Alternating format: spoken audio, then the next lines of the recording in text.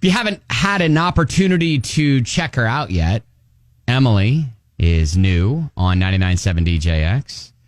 She moved here from Indianapolis a couple weeks ago, and she's on in the afternoon. So, as you very well know, Kelly, sometimes moving from Indiana to Louisville can be a change. Well, just moving in general. No, I'm saying Indiana home. just because you did the exact same thing. I did. Yeah. And it can be a big change. She's not bringing around, she's single. She's, in a new city, new job, all these new stressors, right? Yes. So she posed the question, what age can you start dating someone who's 15 years older than you? Wow. So, she's in her 20s. And so, I think that's probably okay if you're in your 20s. Yeah. I feel like, if you're over 21, you can date who you want, right? Over 21. Is that like the magical age that you can, do all the things? I mean, I would think probably mid-20s. I still think 21, you're still pretty young. Well, yes, but it's legal for you to do all the things. Yeah, we're not talking about legal. We're talking about moral. Okay. Moral? Okay. All right. Well, it's all personal preference. It's whoever you have a connection with. Have you ever dated anyone 10 years older than you? No, because I just didn't have anything in common with them. I think a lot of it has to do with what stage of life are you in? Do you have any, commonalities there? I think that's where it's not necessarily just the age, it's the stage of life, your interests, things in common. That's what I think can spark attraction. I mean, 15 years is a different generation, really. Yeah. Isn't it, though? So borderline, at least, yeah. So what? You got mid-20s. You were what? Gen Z, maybe, or Gen Y? I can't figure all that stuff out. And then if you're 15 years older, I mean, you're getting into probably millennial age, right? Okay. Millennials are in their 40s now, right? Early 40s? Late 30s? Well, 30s and 40s, I think. Okay. Millennials. Not sure. What are we? Are we X? Gen X? Yes.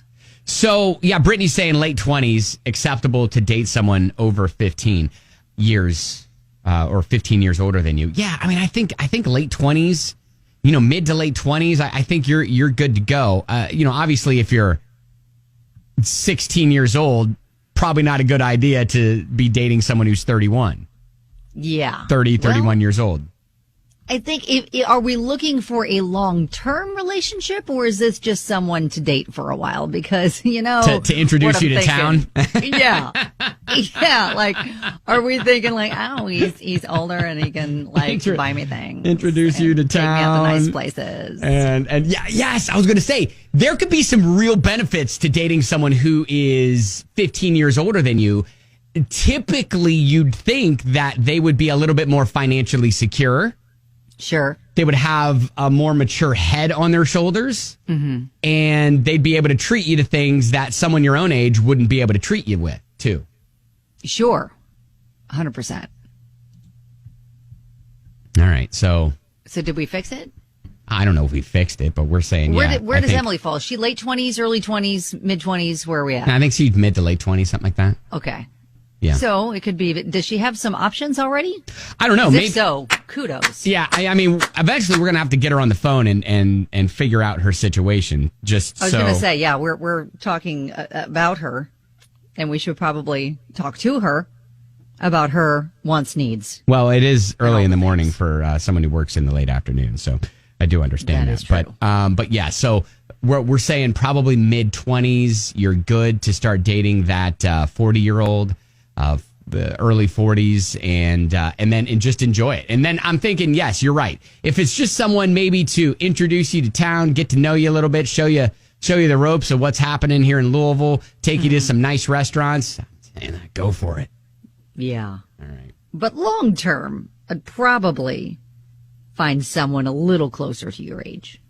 I wonder if, we always talk about, and we brought up several times, the dating gap, and we do have examples of people who make it work with a gap of 15 years or older. Sure.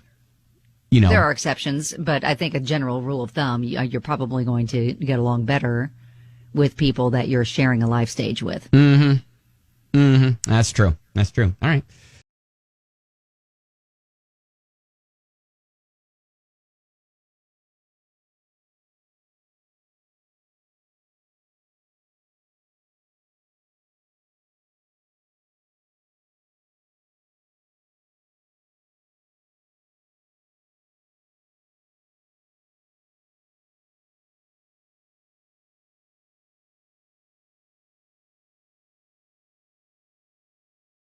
It was funny. We got a text message explaining Emily, our afternoon driver here on 99.7 DJX, and her cryptic tweet.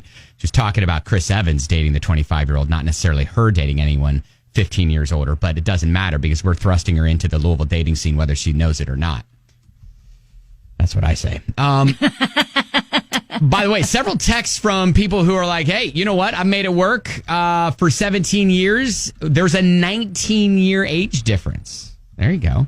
Oh, wow. Jasmine said, I almost dated somebody 30 years older than me, except we work together, and I have a very strong rule about not dating where you work, so we became really good friends instead. He was a very attractive, think Sean Connery, only a little skinnier with long hair and very mature, extremely high intelligence. We just vibed.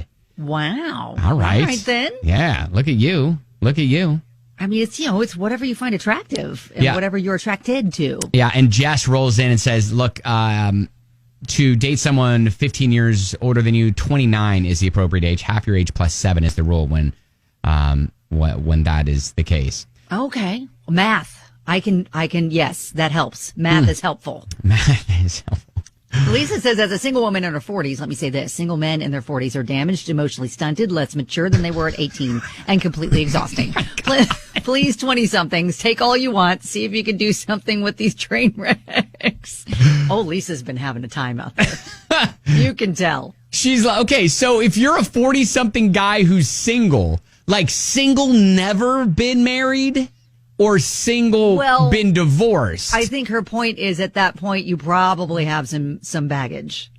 You've got some stuff in your background. Is it worse to be single in your 40s, never married, or single and divorced in your 40s? Ooh, that's a whole other topic. I don't know. See, and I'll say this. So when I met my husband, he had been engaged twice before. Right. Never married. And I looked at that as he is not afraid of commitment. So I would think that, and I'm just going to say, and no disrespect to anybody listening right now who is in this category, but if I am looking to date and I find someone who is single and in their 40s and never been married, then that screams commitment issues, right? That's throwing a red flag. Right. That's throwing me a red flag. Like, well, why? Yes. Why hasn't anybody snatched you up yet? Yeah. What's wrong with you? Are you living in your mom's basement? What is happening? Do you have a job? Do you have a job? Why hasn't anybody decided they want to commit themselves to you? Exactly. In your 40 plus years on this planet. And again, this is probably completely unfair. These are just kind of the things that would pop into my head if I was in that situation. Hey, look, we're just saying it.